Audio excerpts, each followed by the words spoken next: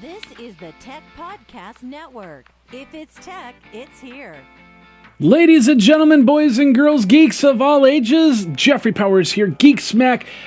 Today we're going to be talking about Office. Is it too late now that it's on the iPad? We've got a lot of great news, a lot of great robots. We're going to start it, and we're going to start it off right, so let's get the smack out now.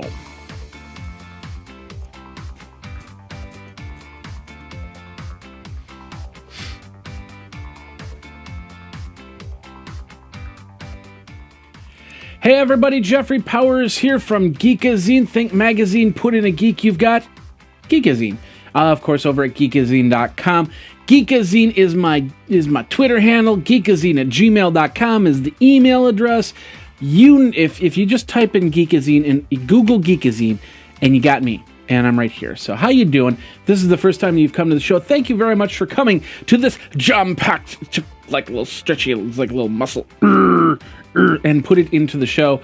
And we're going to have a great show. And today we're talking about Office iPad. Of course, the announcement that Office for iPad might be coming out in the next couple days. Are they too late for the game? And we got a lot of that, and we got a lot more. We're talking... if you're over on youtube.com/Geekazine watching the live show, you're going, wait a minute, what happened to the live section and the little vlog section? Well, this week, things have gotten a little bit out of hand, and I just don't have time to the shorter the show, the better. So we're jumping right in. And we're going from there. So this week was getting a lot of work done, getting a lot of planning, and of course figuring out what my next move is. I wasn't planning, I took NAB off the schedule, but then on Sunday night I got an email, and they said, so what's your plans for NAB? And I go, well, I don't have a sponsor right now, so nothing. And they go, well, now you do have a sponsor, so get your stuff ready and go to NAB. So now. We got all the invoices taken care of, and tickets are going to be purchased, and I got to figure out where I'm going to be staying for the weekend in Las Vegas, but I am going to NAB. So here's the programming note. We have a show this week. Next week we have a show still, and then I fly out. And then in 2 weeks there's no Geek Smack, as I will be roaming the halls of NAB during that week. Of course, I'll also be doing some other stuff while in Vegas. So really exciting stuff about this. Lots of cool things to look at. Expect about 20 interviews out of that whole tech area right there. Last night's This Week in Google Glass show brought David Esquire, photographer extraordinaire, whatever you want to call him. He's in the LA, Europe area. He does a lot of photos, and we got to see some of his stuff. We talked to him about his use of Google Glass in that area and how he's excited to do things like that. And he's been using Glass for photography, so we just had a lot of stuff. And we also talked about karaoke in Glass, so that was kind of exciting too. All right, what else do we get? The Absolute Low Jack Challenge is now officially over. And I'd like to thank Rust, and I'd like to thank Wendy, because they are the winners of the Absolute Low Jack Challenge. They won a 1-year subscription to Absolute Low Jack. Get it onto your computers so you can make sure that your computers are safe. I've got it on this machine, and I'll be able to keep track of it, and maybe I'll do some stuff what I can from here and go from there. So Absolute Low Jack Challenge is now over. Thanks and congrats to Rust and Wendy. We're going to have a couple more contests coming on very, very soon, so stay tuned over at Geekazine. That's pretty much it. Oh yeah, one more thing. Right before the show, Jennifer made me this right here. Take a look at this. This is the drink that I have. I'm going to zoom in on this. This is it's a spinach and banana and what else you got? You got almond milk in here and protein powder and a whole bunch more. And it's actually pretty delicious. So I'm going to be drinking this while I'm going to be giving you the news. So this is what's going to give me the protein, the power, I got the power out of this whole show right here through this little green thing right here. It's my Incredible Hulk. Watch this. Dun, dun, dun, dun. And go from there.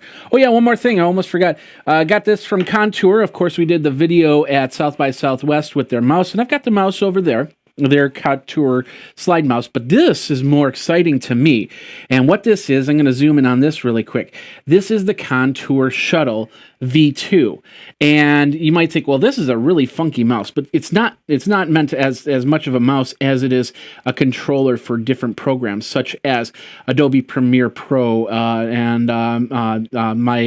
I also use a Sony Movie Maker, Photoshop, and all that. These buttons then get programmed for certain functions in which I can put them in. And I'm going to see how I can work this into Wirecast.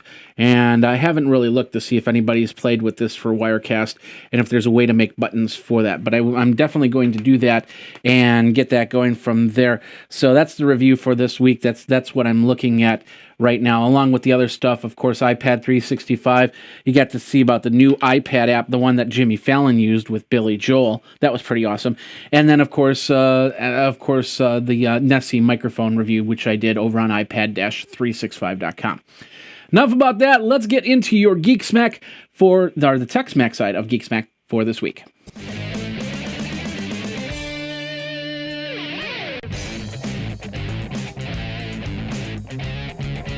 And of course, this part is brought to you by our friends. Oh, that's a little bit higher. By our friends over at Carbonite.com. Backup now, backup often. Backup offsite over at Carbonite.com. Check it out. You know, I back up my computer a lot. In fact, I just did a backup on my external hard drives.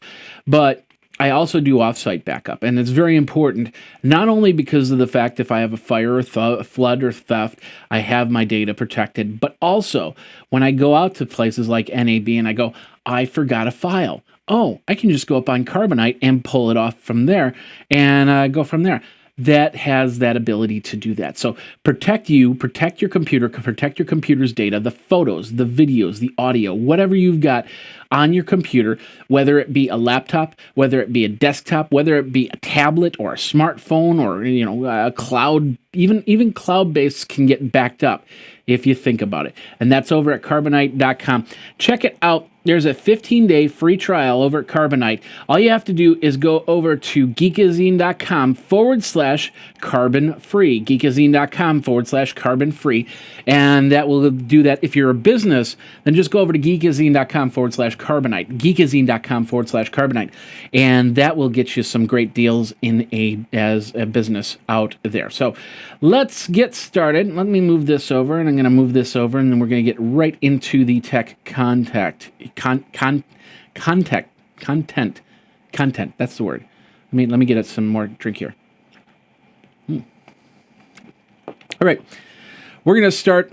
It's so cool. It's so green. It's like I'm doing a mutant shake or something like that. So I don't know. Anyway, it's all about Marvel. Of course, X-Men just came out with their trailer. I saw that, of course, today. Awesome stuff. So.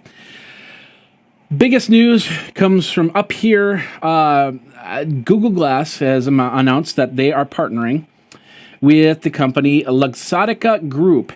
They're the largest eyeglass company in the world. They design, they manufacture, they distribute frames for Google Glass. And so the idea is they're planning to make it more attractive. This isn't attractive. Here, let me. I got the shades right here. This isn't attractive right here. What if I put the shades on? Let me do this really quick. So you're saying that this 1980s Oakley effect, I look like, how you doing? How you doing? Anyway, that looks like 1980s, and I totally understand that. So what they're going to do is they're going to, yeah, I know, that was weird. What they're going to do is they're going to figure out new types of frames, new designs, and how they'll make glass look, for the future. Because eventually, a pair of glasses is going to have Google Glass in, and you probably, unless you look up really close, you will have no clue that pair of glasses is a Google Glass, or a Samsung Glass, or an LG Glass, or a Microsoft Glass, or whatever you want to, of course, they won't be called glass because I think there's a trademark on the word glass. So, and of course, this also helps with Google. A couple of weeks ago, we talked about possibly Google getting into the optometrist's office and actually maybe even buying out lens crafters or something like that and create Google crafters or anything like that. In order to do that, they need this Luxottica Group in there, because as David Esquire explained yesterday, it's kind of like the Stronghold. You probably heard about this whole Comcast and Apple thing, and Netflix and Comcast, and then there's these in between people that you never hear about that need to get their little cut of the take when you're pushing stuff over the internet.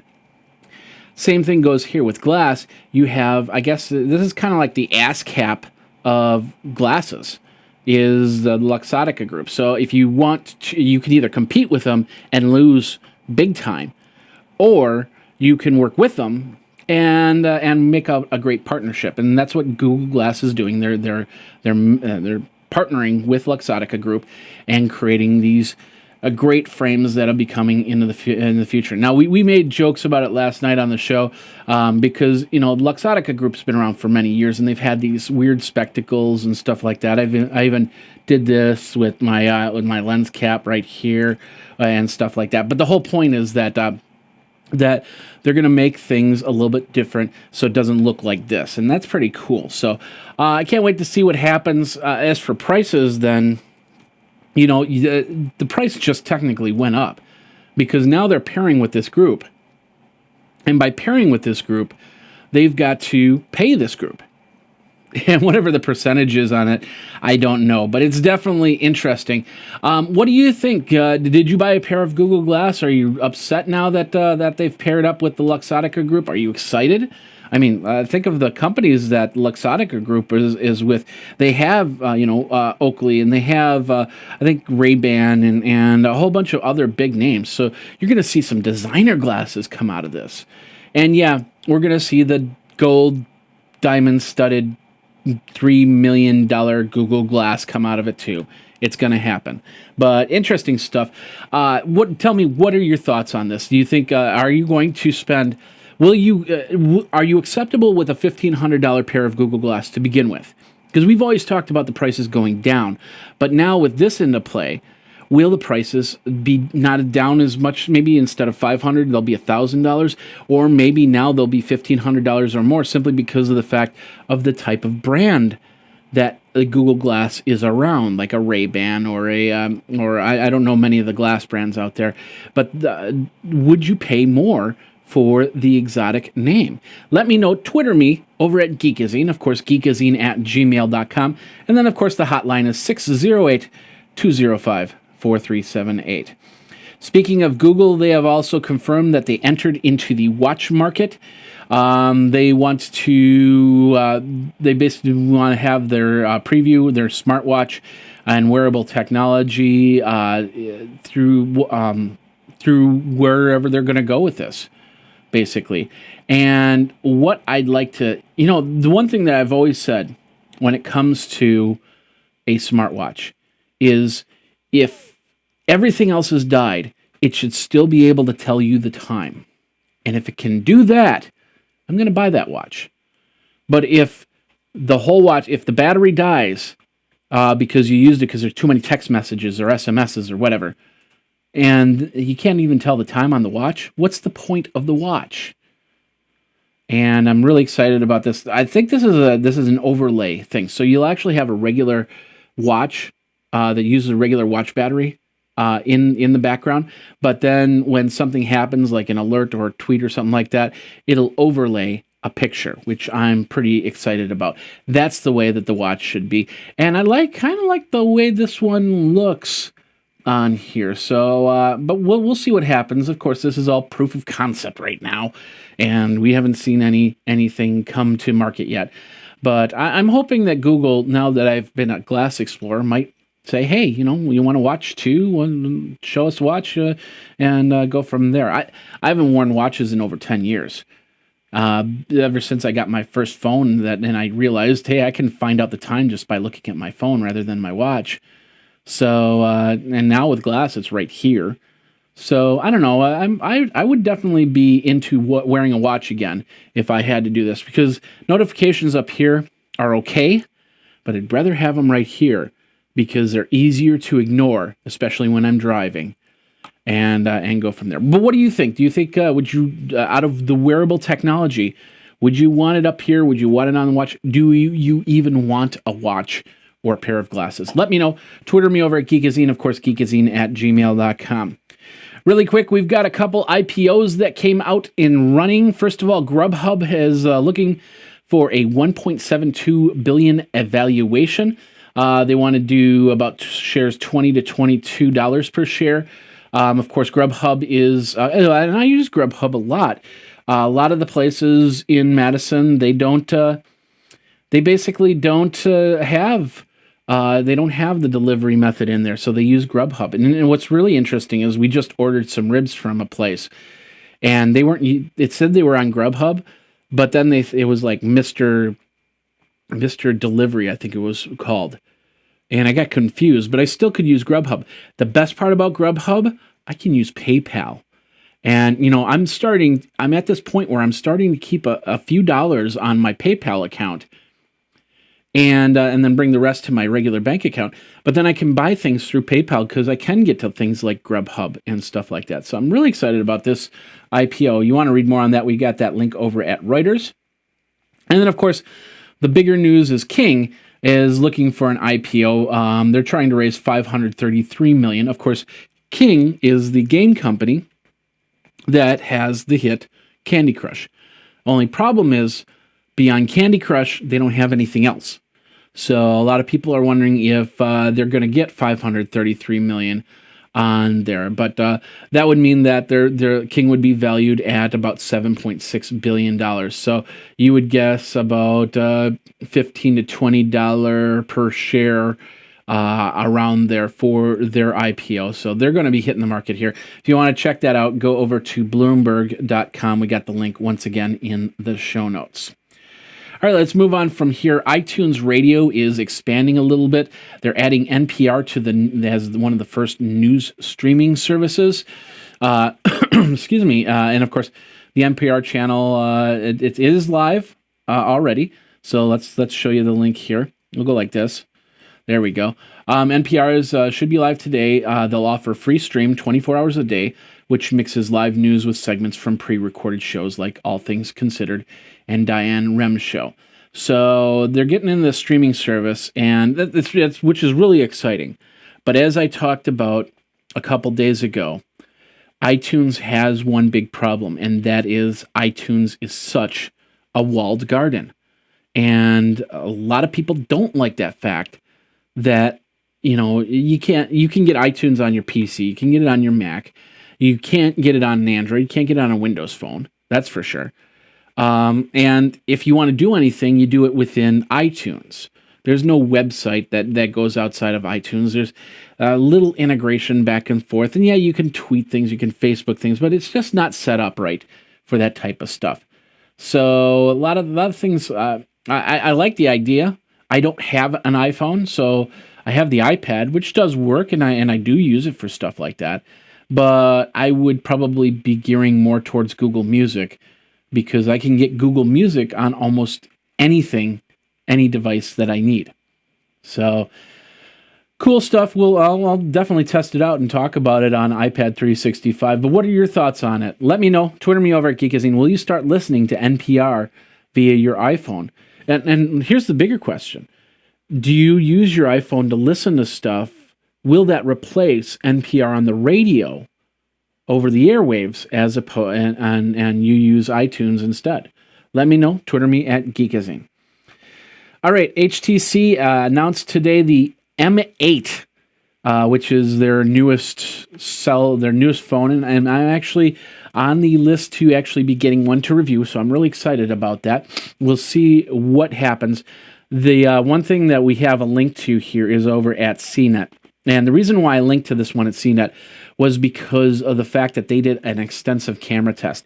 Now, the one thing about the M8 is it's got a 4 megapixel camera on it.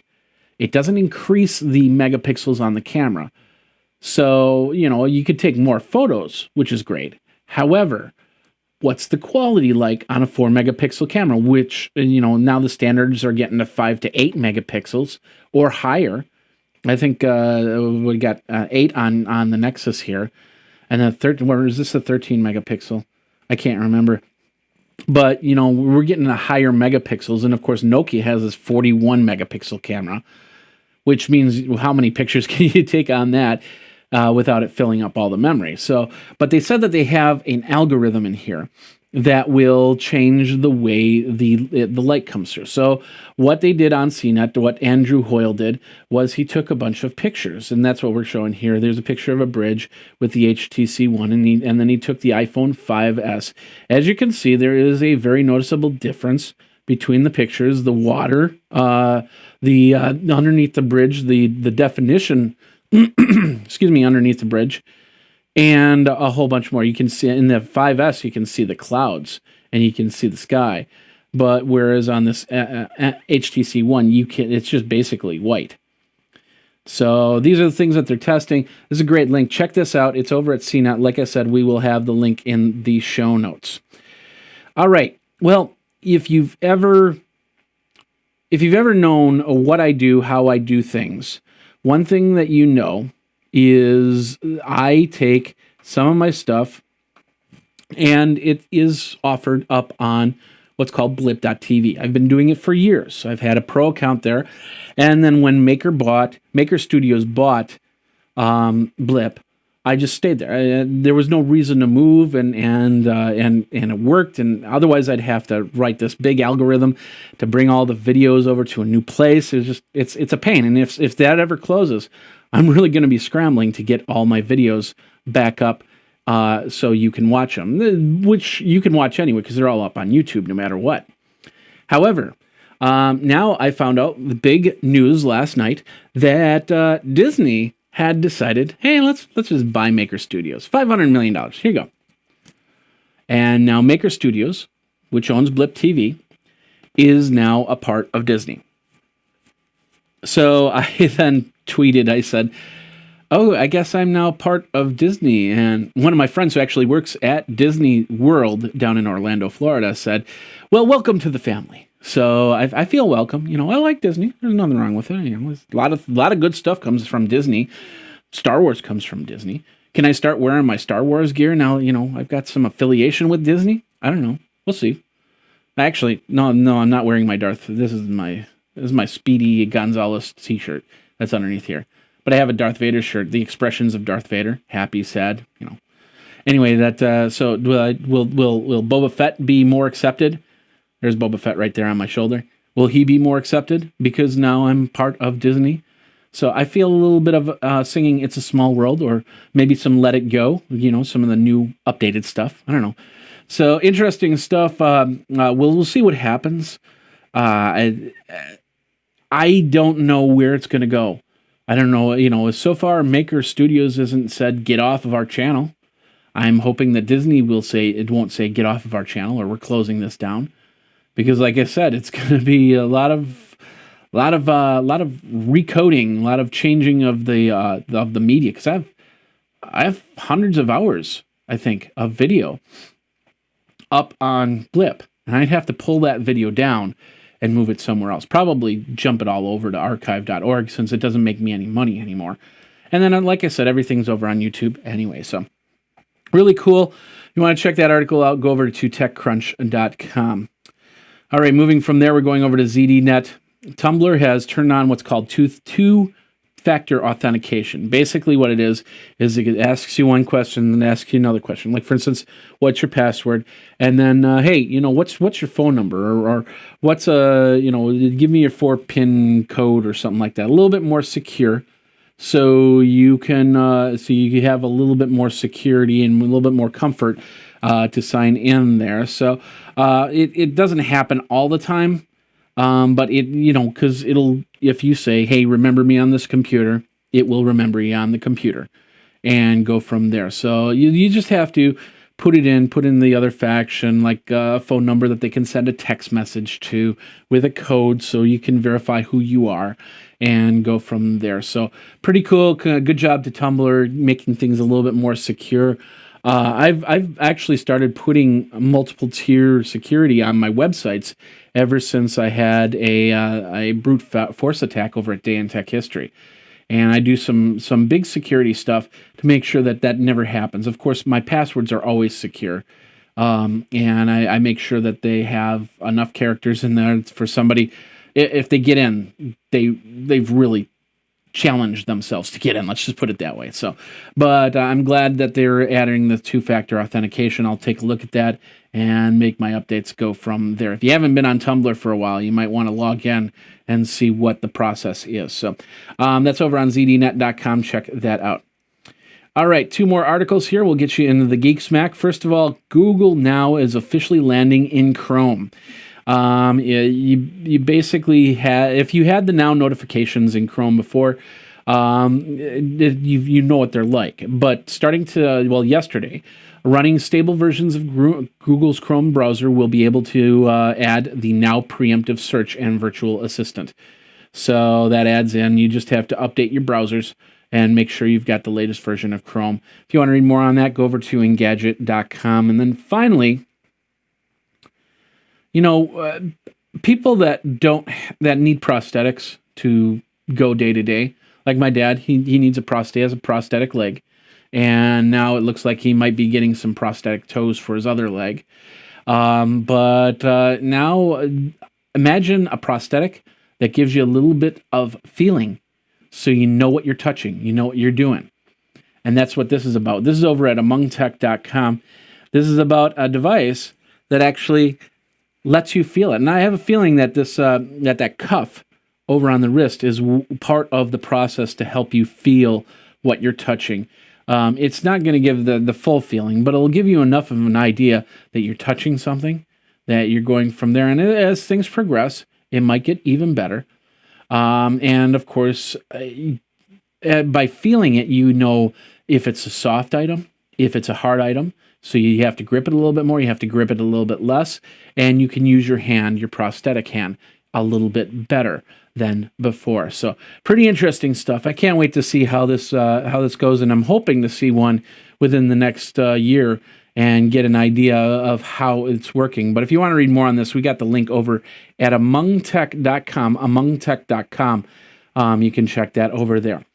All right, and of course, hey, you have any questions? Do you like the idea? Or are you in the program waiting for a prosthetic, or do you have one of these prosthetics that you can feel? Let me know. Tweet me over at Geekazine.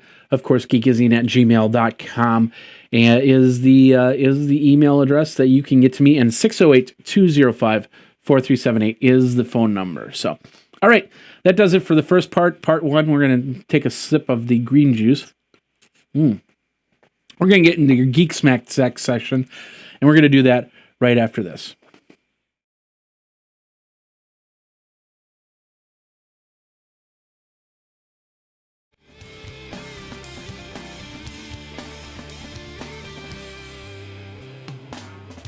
All right, and this part is brought to you by our friends over at Yes Video. You know, you have, I don't know, do you have any 8mm videos that you have sitting in your basement? Do you have VHS? I don't have a VHS player anymore. I don't have a beta player anymore, but I do. I know in my basement I have VHS tapes. In fact, back in the 90s when I was in the music program, I did a whole bunch of conducting sessions on videotape, and I've got that videotape sitting downstairs, and I want to be able to preserve that. And then there's other formats. Like I know I have a digital tape sitting downstairs somewhere, and with that comes some cool stuff that I did with a digital video camera, digital tape version before it became flash storage. And I want to pull that stuff up, but I don't have the devices to do that stuff anymore. I have the equipment to actually bring it in, but I don't have the devices. So what do? That's where Yes Video comes in. They take your stuff and they not only digitize it, they'll put it into an area for you to pull and create what you want. You want a custom DVD of that? Boom, you got it. You want to share your moments with your family? Throw it up on Facebook. Boom, you got it. You want to take your videos and there was something really funny that you did when you were 3 years old and put it on YouTube, make money because it's a viral video. It's the next Charlie Bit My Finger from 20 years ago. Boom, you can do that. And it's simply, all you have to do is go over to yesvideo.com. Show them your stuff, and they got a special deal right now. If you use PADDY35, PADDY35, you get 35% off your entire order. But simply go over to geekazine.com/yes. Geekazine.com/yes. That gives me credit and keeps my lights running. and you can digitize your videos, your 8mm videos, your whatever, all onto online, and you don't even have to worry about it unless you want tangible media. They'll have it up in their storage, and you can go from that. That's all over at Yes Video. Remember, geekazine.com/yes. All right, let's move on from there. Let's do today's Geekedia of the week. All right, so I said that glass, $1,500. But what if I told you you can actually get a pair of Google Glass for $59? And you're going, Well, you're not really getting a pair of Google Glass. You're actually getting a replica pair of Google Glass. And I have a feeling that this is going to disappear as quick as it's showing up. But I found this, and you might want to go over. It's over at shapeways.com. They've got, they've got fake MK3 pairs of Google Glass. They look like the real thing. They're made of a strong, flexible plastic, white nylon plastic with a matte finish and a slight grainy feel. So if somebody took them off your face, they might be able to, and they had Google Glass, they might be able to tell it's not real Google Glass. Of course, if they put them on, they don't work, and they're not, and they know it's not Google Glass. But that's $59.44. $59.44 for that. And once they're done with that, once that's gone, it's gone. So you get that now, and go from there. So anyway, that's the Google Glass replica kit you can get over at Shapeways. So get it now, and you'll have it. So check that out over at Shapeways. That's the Geekedia of the week, and I'm getting no money for that. So that's just it was such a geeky thing that, you know, if you want to fake out your friends, do it. Get yourself, it's $59, but you know, it's for the craftsmanship, I suppose, and go from there. All right, let's move on. Excuse me. Let's go over to Engadget. Apple TV. Tons of rumors coming out. Their biggest one, of course, is they're rumoring up with Comcast. Now, we talked about it at the first part of the show. By hooking up with Comcast, you got to go through a whole bunch of red tape to do that. But Apple feels that the launch of the new TV connected device will, and hooking up with Comcast will give them a good jump and into a bunch of homes and that looking for content, streaming content, application content like that. Of course, we saw Netflix a few weeks ago do that same thing when they were trying to get into Time Warner, when they were trying to get into Comcast. So it's interesting how set-top boxes, over-the-top television, is really trying to push into mainstream cable to be the primary provider. Now, what does that do? Basically, that gives them a more forefront. So, you know, Comcast can then have Apple TV set-top boxes in their lineup. So if it's like you got a new service, hey, why not buy an Apple TV instead of a Roku, instead of a new Amazon streaming box that's coming out? And that's, of course, even game consoles do the same thing. Xbox was trying to do that, and I think they kind of gave up on that since they sold all their internet or their cable assets. And or is that Intel? Intel sold all their cable assets, and then it was Microsoft. I think Microsoft still did that at one time too. They started and then they moved on from there. So I don't know. It's interesting. We'll see what happens here, but I don't know. What do you think? Would you still get a different streaming player if you have Comcast and they say, here's Apple TV, it's part of the service, and you get a discount on it or whatever they end up doing for a deal if this goes through? Let me know. Twitter me over at Geekazine, of course. Geekazine@gmail.com. All right. I tried... net neutrality, there's so many different tiers to net neutrality. You can actually get on one tier and kind of milk it good or bad, and then get to another tier and milk that good or bad. But bottom line, net neutrality, bad.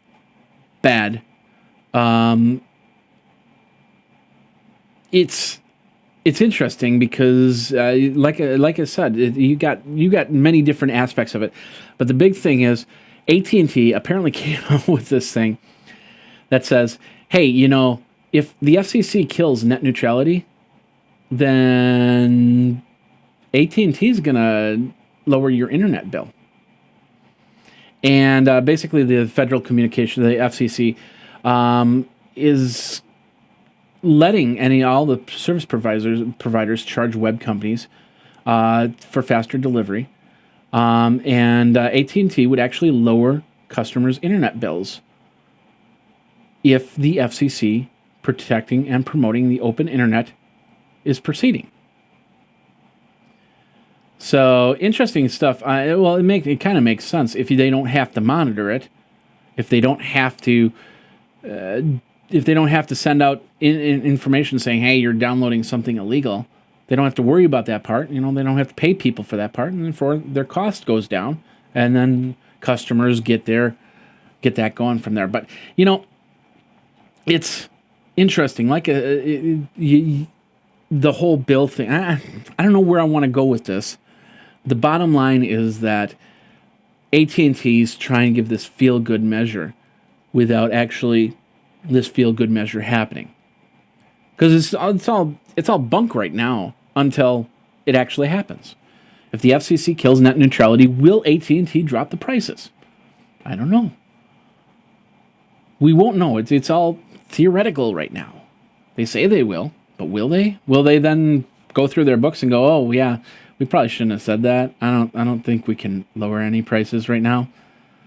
So, I don't know. What do you think? Do you think that they'd hold on to their word? Do you think that they're just trying to push some news out and saying, "Hey, yeah, we'll do this if it happens"? Well, it's not going to happen, but if it happens, we're going to do this. And if it does happen and we don't do it, then we're sorry. But you still need our service, so you're going to have to pay for it anyway. Let me know. Tell me what you think. Twitter at me at Geekazine, geekazine@gmail.com. Green drink. Let's move on. Go over to Engadget.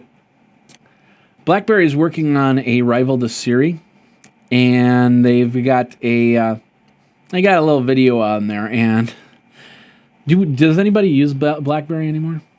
Is this important? Because if you don't have anything like this anymore, Siri was like last year. I mean, I love on my Nexus.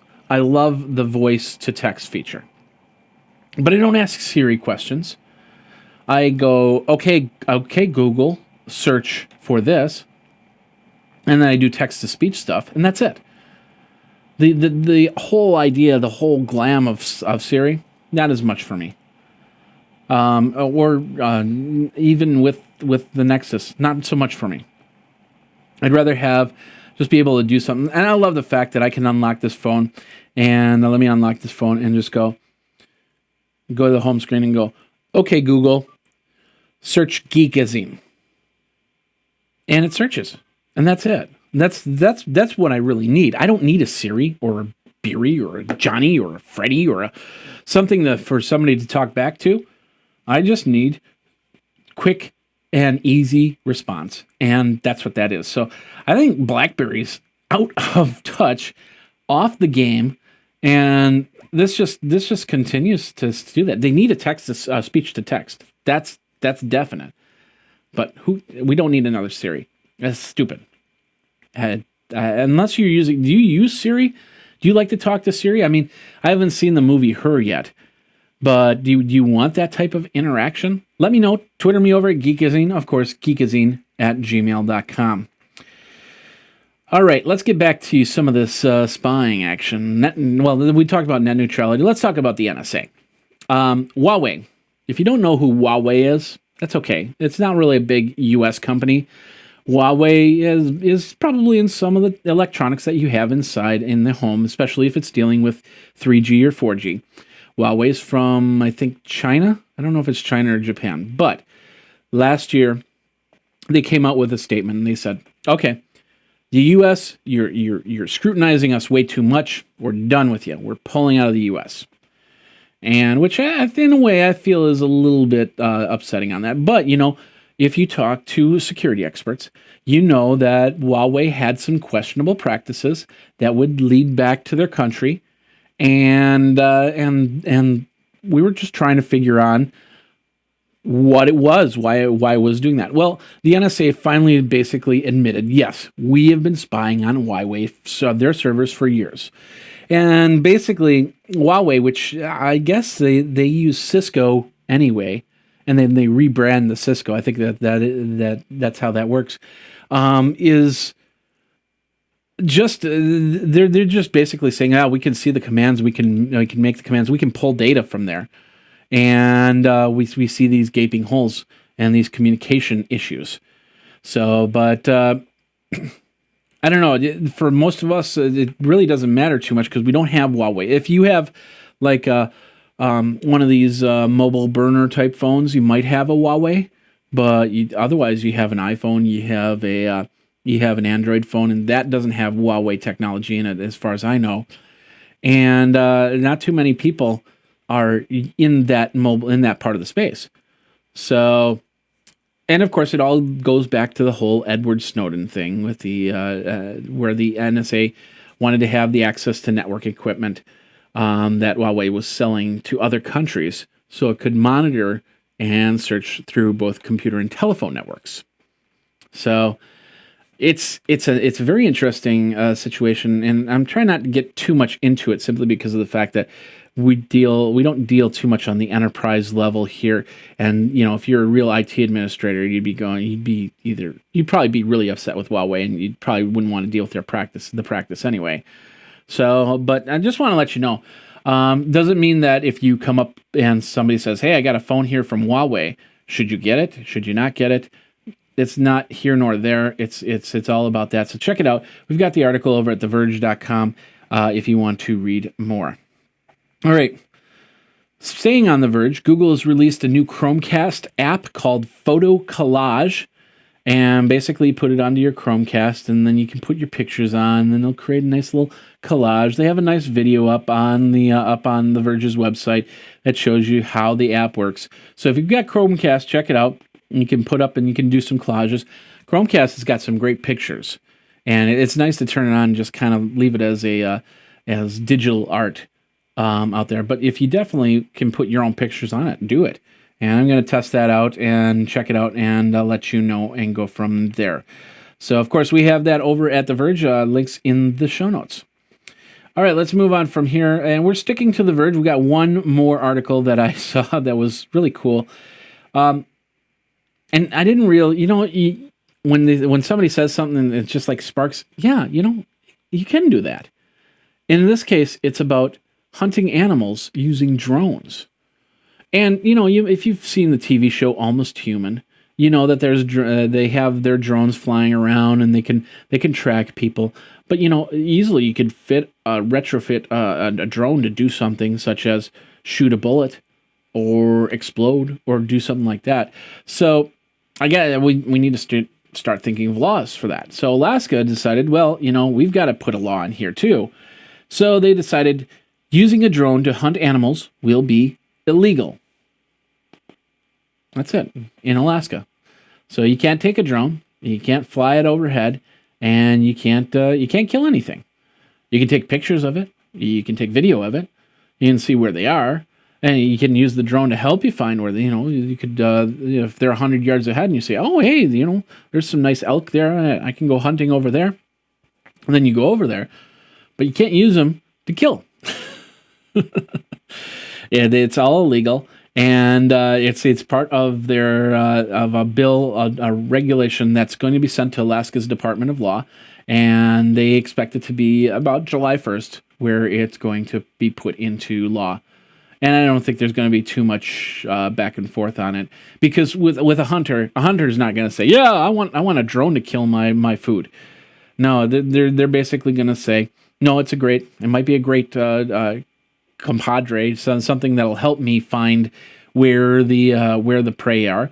But I'm a hunter. I want to experience the hunt, and a drone doesn't do it for me. So interesting. Would you use a drone to go hunting for deer or elk or moose or bear or whatever? Would you use better question? Would you use a drone to find where the moose, bears, elk, or that are? let me know. Twitter me over at Geekazine. Of course, Geekazine at gmail.com. All right, let's move on from there. Going back over to CNET, Android app pirates have pled guilty to copyright infringement.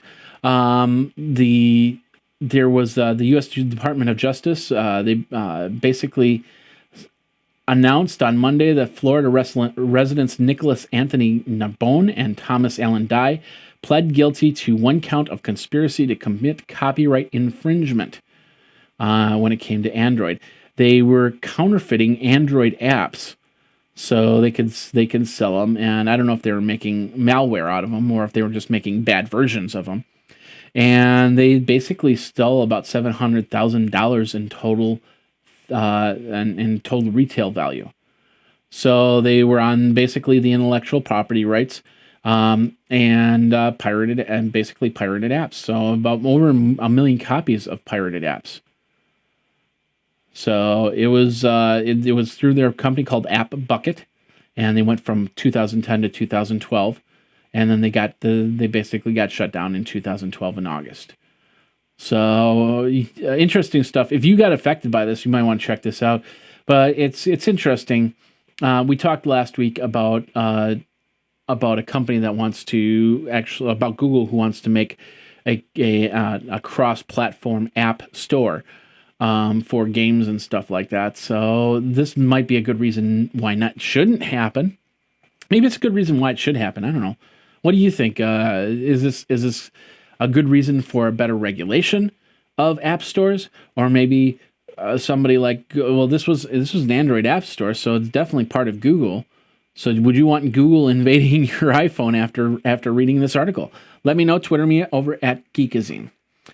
All right, last article of this part, and then we're going to get you into the main subject. We're going to talk about Office on iPad coming very soon. At least that's what a lot of people believe. Is it too late? I don't know. Well, right now, what if you were to hug this little guy right here? You can't really see it. Let's do this. There we go. This is the inflatable huggable robot. And the idea is, by doing this, they can move around different areas, and there's no parts inside of these little androids right here, these little robots. So if, let's say, you're in a very tight situation and that robot needs to get to you, let's say a building collapsed on you, the robot can crawl, and if the space requires that robot to shrink down to almost nothing, you just let all the air out, and there he is. He's gone. So it's interesting. It's also 3D printed. So, and it was all inspired via Sea Slug. The Glossious robot is a sealed piece of silicone, inflated to distort the overall shape, like when you squeeze a balloon. So pretty interesting stuff. And I can see where you can, like I said, if you're in, let's say it has a little camera right in the front, and it needs to get to you when you're in a collapsed building. But there's areas that are probably that high to get something through, and if it can shrink itself down to build itself back up once it's out of that main part, it can do that and go from there. Pretty interesting stuff. I could see a lot of different applications to this and go from there. So what do you think? Would you want a huggable robot? That's what they're talking about. It could actually, they could easily turn that into a toy just as easily as a rescue device. So let me know. Twitter me over at Geekazine. Of course, Geekazine at gmail.com. That does it for this part of the show. We're going to get you into the main part. Office is coming to iPad, possibly. Still hasn't been technically announced, but we know it's coming this Thursday. But is it too late for Microsoft and the game? Let me know. And we're going to talk about that. We'll be right back. You're watching Geek Smack, episode 294 for, was it March 25th? Wow, it's the 25th of March, 2014. We'll be right back.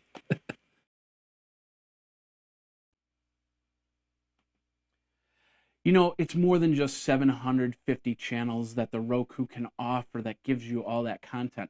Each channel can have sub-channels in it, so you can have tens of thousands of hours of video watching and game playing out of your Roku. And prices only start at $49.99. Of course, the Roku 3 for $99.99, and of course you can get the games, you get the game remote as well, and then the privacy mode where you can plug in your headphones right in the remote. That's perfect for when your partner is sleeping, but you want to watch something on TV.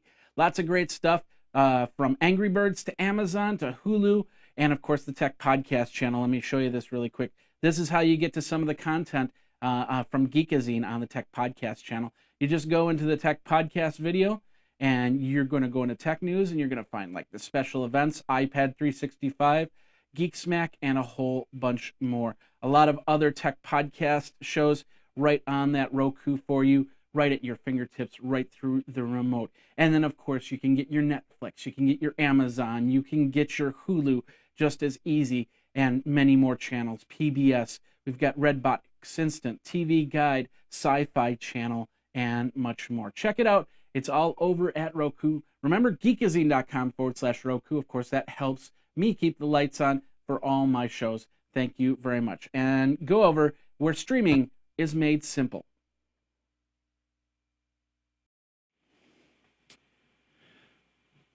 When I was a support agent to Windows 95, I would get a lot of questions dealing with Office 95.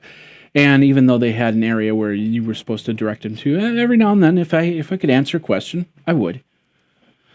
I've been a big fan of Office products ever since I learned about them in Windows 95. Word, Excel, PowerPoint, Access. I was even upset when they took Front Page out of Office, and eventually I had to wean myself off of using Front Page to actually do web pages. Not as much creating the web pages, but actually having that interface back and forth with the provider. I remember the day that Steve Jobs and Bill Gates showed up on the same stage to talk about how Apple is working with Microsoft on a 10-year deal. When I got my first Mac, I made sure that it did have Office on it. I wasn't a big fan of the Mac Office, but the coolest thing about it was I could then take whatever file, put it on a disk, and then bring it over to a PC and finish it up. Then in 2010, the direction of the computer actually completely changed. The days of the desktop were basically numbered for most of the people, and the new shiny was the tablet. And not any tablet, but the iPad, as to even this day, it still outsells any other tablet in the market. Now, in the meantime, alternatives to Office started showing up. Google came out with Google Docs, and we saw how the cloud really started to affect our everyday lives, even as a consumer. And Apple had their own programs in Keynote, Numbers, and Pages, which they've had for years. They've been honing it. And then, of course, when the iPad came out, they made sure that they were all on the iPad as quick as humanly possible. Microsoft kind of poo-pooed that idea that iPad was actually going to do something, especially as a productivity tool, and especially as an enterprise productivity tool. Ultimately, they were late to the game. Analysts were basically telling Ballmer, hey, get on this bandwagon. You're losing. This is a $4 billion industry right here for Office. And of course, we saw the PC and all the sales start going down, and wondering, where's Office in iPad? Why isn't this happening? So now it's 2014. Microsoft might be seeing some real competition in alternate desktop options. Apple with iWork, and Google with Drive. Microsoft needs Office. $4 billion extra revenue. You can't go wrong there. If anything, for stabilization into the game, because right now Microsoft still holds the majority of enterprise desktops and servers, but in the next 5 to 10 years, we might be starting to see a change in the enterprise market share, especially when some of these companies are ready to actually clear out and retire the desktops that are there to bring in new computers. Windows can't be the dinosaur, and Office certainly cannot be that either. It's too valuable. Hopefully we won't see, and now with Office, hopefully we won't see any type of subscription model come to this, because I think that'll kill Office ultimately. A freemium model might be their best choice. Word, Excel, PowerPoint, free. You don't charge on that type of stuff. The rest, if you need Excel, if you need some of these other programs, yeah, you throw some cash on there, and maybe even a subscription price, because the majority of customers don't use it, and anybody that needs it, and therefore they have to get their support that way. And for iPad, of course, Office apps should be at the same price as Apple's the Apple competitor. They need to, they need to get in there. They need to throw in some fun apps too, because Apple with iWork they have GarageBand, they have iMovie, and these are things that are starting to really be part of the business model. Creating podcasts, creating music for your business, creating videos for your business. It needs to be part of that whole model there. That's what Office needs to do. But right now, are they going to do it? Are they going to announce it? Are we going to see it in the next few days? Do we have to sit with OneNote when it comes to our iPads? And if that doesn't happen, that doesn't get them, I don't think it's going to get them back on track. But if they do it, that could get them back on track in this new age of the computer. What I mean by the new age of the computer is the new age, the new tier of the computer, I suppose. But, think about it. Microsoft Windows. Do you use a Windows? It's interesting. In the last year, I've seen Mac people move to Windows, and I've seen Windows people move to Mac. And I think that there's that cross platform in the house, in an average household nowadays. But, it's really about where your programs lie. And if your programs lie on the Mac, then you use the Mac. If your programs lie on the Windows, then you use the Windows. And some people are totally against moving over. Some people love the embrace. I know of one person that creates videos like myself that has switched over to all PC simply because of the fact that the Macs didn't have the power to them. And it's not that they didn't want to. It's not that they didn't want to be part of the Mac anymore. They just couldn't wait for Mac to make the updates. So, what do you think? Where do you stand on that? Are you a Mac fan? Are you a PC fan? Are you a Mac fan that loves Office? Because that's where that whole crossover really comes in. Did you love Office for Mac? Do you really want Office for Mac on your iPad and on your Mac again? Let me know. Twitter me over at Geekazine, of course, geekazine@gmail.com, and we'll talk about it there. The hotline, of course, 608-205-4378. All right, well, that does it for this episode of Geek Smack. My name is Jeffrey Powers. I still have some of the Green Monster I got to drink. And of course, I'd like to thank Jennifer for she's been making a lot of these drinks. It's interesting, the combinations that really can taste well and taste like a shake. And go from there. Of course, I'm not downing it, and I probably need a couple ice cubes to cool it down a little bit more, because now it's getting warm and it tastes a little bit different. But it's healthy for me, and I don't mind getting a little bit healthier, getting a little bit more in shape. And then we should all do that too. So, all right, well, that does it for this episode. Jeffrey Powers here. Thanks a lot for watching. Thanks a lot for listening over on Stitcher, over on iTunes, or wherever you listen. We will be back next week, and like I said, in 2 weeks, going to NAB. So we'll be doing some interviews from there. You can check that out all over at Geekazine.com. And until then, you guys geek out and take care. And we'll see you next week or on the next episode. Take care.